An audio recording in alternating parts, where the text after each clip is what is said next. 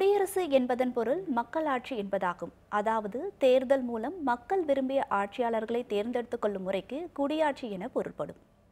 மக்களால் மக்களுக்காக தேர்ந்தெடுக்கப்பட்ட மக்களின் அரசு என மிகச்சரியாக குடியரசு என்ற வார்த்தைக்கு இலக்கணம் வகுத்து தந்தவர் அமெரிக்க அதிபர் ஆபிரகாம் லிங்கன். அத்தகைய மக்களுக்கான அரசை நிறுவி இந்திய குடியரசு தினம் கொண்டாடப்படுவதன் பின்னணி குறித்து விரிவாக காண்போம். வந்தே மாதரம், வந்தே மாதரம், சுஜலாம் சுஃபலாம் மலயஜ சீதலாம். இந்தியா சுதந்திரம் பெற்றது 1947 ஆகஸ்ட் 15 என்பது எல்லோருக்கும் தெரியும்.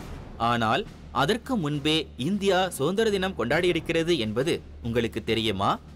1930ஆம் ஆண்டு ஜனவரி 26ஆம் தேதி அன்று நாடு முழுவதும் சுதந்திர தினம் கொண்டாட வேண்டும் என காந்தியடிகள் வேண்டுகோள் விடுத்தார்.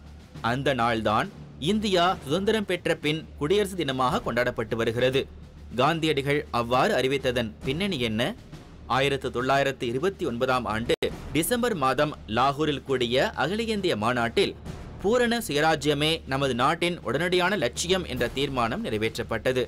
அதனை செயல்படுத்துவதற்கான போராட்டம் குறித்து காந்திஜியே முடிவு செய்து அறிவிப்பார் என்று மற்றொரு தீர்மானம் நிறைவேற்றப்பட்டது. The flag of Indian independence was unfurled amidst all over the world. To give a start to the campaign, January 26, 1930 was observed as Independence Day. Celebration gave the necessary impetus to Gandhi, convincing him that the time was ripe for action.